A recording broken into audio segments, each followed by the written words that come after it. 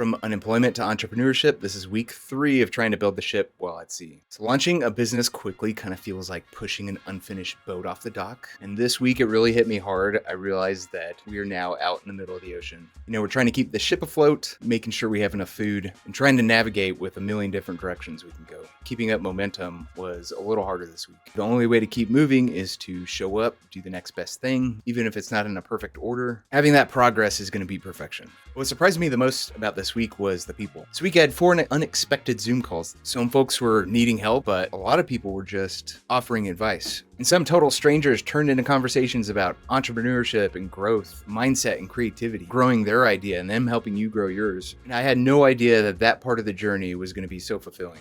So it turns out there is a lot of good out there. There's work, there's opportunity, and there's people that are just trying to help. So this week we were slowly able to ramp up momentum, and we haven't gone hard on marketing or advertising yet, because this week we really wanted to lay a solid foundation. Clean intake forms, automated follow-ups on Calendly, consolidated our emails to one professional email address. We got our SEO set up, we got a few Google reviews from people, really just tightening up our messaging and our offers. So a solid back end will let you scale when you start pushing traffic. We were also able to keep up with a lot of our freelance gigs in order to stay afloat. Odd design jobs here and there, bring in a few hundred extra bucks. So I've had some doubts this week. I've even had doubts about posting these videos. What if a client sees this and thinks I'm struggling or I can't do the job? But I know I do good work, and entrepreneurship is new, not my skills. Frankly, I'm doing this to document and most of all, just to try to be helpful and show what this process actually looks like. Not a lot of people seem to show the early struggle stages of their journey. So trying to cut a little bit of the facade and show the messiness of the early build. What felt really good this week is we just launched a few Facebook and Instagram ads. So I'm testing out 3 ads at $24 a day for 5 days. So starting small and then coming back and seeing which ads perform better, and then scaling on what works. So coming from week 3, here's a few more tips on starting your own business. So number 1 is get Microsoft Office 365 for your business email. It's going to help drastically with communication and consolidating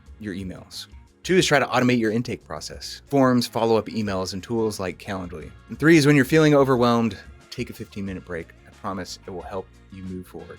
4, don't let perfectionism stop you. Focus on task completion more than anything.